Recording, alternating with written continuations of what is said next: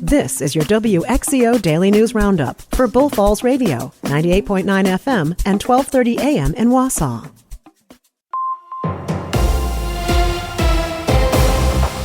For WXCO News, I'm Isabella Nieto.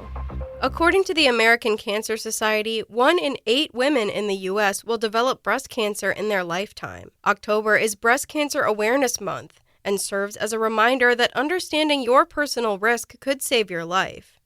Dr. Cecilia Strode is an Aspirus Health breast surgeon. She says some patients are at a higher risk than others. We would like to see the cancers that we see to be screen detected, and for that to happen, we need women to have the screening that is appropriate for them at their particular level of risk. Family history, genetics, and other health factors can increase your chances of developing breast cancer. Strode says while family history is an important part of identifying risk factors, it's a small part. Most patients who get breast cancer, don't have an actual family history of breast cancer in close relatives. Strode says patients who have received treatment for other cancers also have a high risk of developing breast cancer. Women who have high-risk breast biopsies with atypical findings, women who have had chest wall radiation as part of cancer treatment at a younger age, before 30. And then there are some other things as well, but those are the big ones. Breast tissue density can also increase your risk. Strode says denser breast tissue requires more detailed scans. For women who have really extremely dense breasts, and that is an official term, extremely dense breast, MRI imaging is going to be a much better way to screen. Strode says even women who have had mammograms that appeared normal need to have a clinical breast exam in case they do need a biopsy. Strode recommends women get their mammograms and disclose any changes they have noticed in their breasts to their healthcare provider. The Marshfield Weinbrenner facility will see some changes. Melissa Kay has more. In Marshfield, the city revised their request for qualifications, or RFQ, on the Weinbrenner facility. The city is looking for a qualified development team to design and create a mixed-use development with the historic building. Weinbrenner is relocating to a new facility next spring.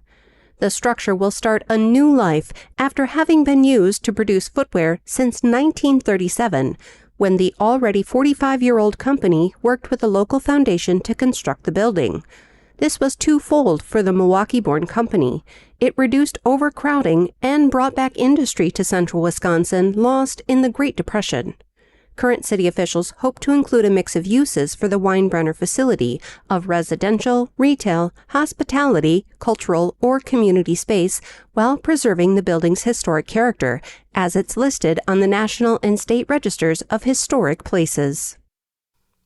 The primary elections are about 10 months away, and fundraising is underway. Joanne Krulatz reports on Republican gubernatorial fundraising. As originally reported by Spectrum News Wisconsin, the campaign of Republican 7th District Congressman Tom Tiffany announced Monday that it's raised $1 million, less than 2 weeks after officially launching. The campaign of Republican candidate Washington County Executive Josh Schoeman had raised just over $425,000 between entering the race in May and the July campaign finance report to the State Ethics Commission. The next campaign finance filing deadline with the commission is on January 15th.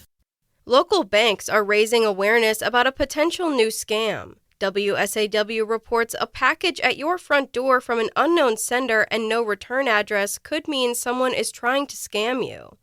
It's called a brushing scam. When someone sends a package with an inexpensive item and asks you to call a number, scan a QR code, or review that item using personal information. The scammers then use your personal information to purchase something and post fake positive reviews online.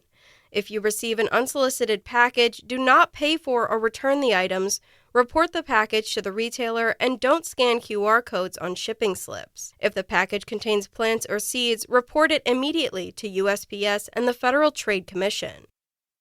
About a dozen residents urged city officials to clean up the site of the former Wausau Business Incubator and keep it off limits to industrial use. The Economic Development Committee this week discussed plans for the parcel, which was once home to an industrial business suspected of dumping hazardous waste, according to the Wausau Pilot and Review. Mayor Doug Dinney also expressed opposition to any industrial reuse, saying the city should focus on development consistent with the property's original purpose of growing businesses.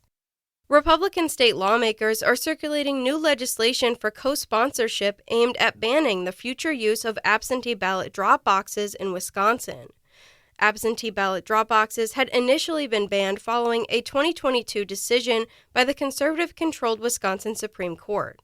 That decision was overturned in 2024 with a liberal majority on the state's highest court. Even if the measure gains enough support to advance through the Republican-controlled state legislature, the bill would likely be vetoed by Democratic Governor Tony Evers. I'm Isabella Nieto for WXCO News. Game 4, Cubs and Brewers. Hi, I'm Mike Clemens with sports. Baseball, there will be a Game 4 tonight in Chicago. The Brewers losing to the Cubs last night, 4-3. Chicago scoring all of their runs in the first inning, keeping their playoff hopes alive. On the brink of elimination, Cubs manager Craig Counsell. It's fun and stressful in the same sentence and the same light, and I think you feel both emotions a lot. Brewers manager Pat Murphy. Both teams come out firing, that's what it's about. They know us, we know them. There's a lot of emotion in the game, and it says something for both teams, really. NBA, the Bucks host the Pistons in preseason basketball tonight. Doc Rivers asked about that ESPN report that the Bucks discussed trading Giannis to the Knicks. It was a conversation where a team called, and John has been saying no now for 11 years. I don't know why this is a news story, but I guess it is. That's Doc Rivers with Sports. I'm Mike Clemens. That's your WXCO Daily News Roundup from Civic Media. Subscribe to this podcast on Spotify, Apple, or wherever you find your podcasts. Find more news at bullfallsradio.com.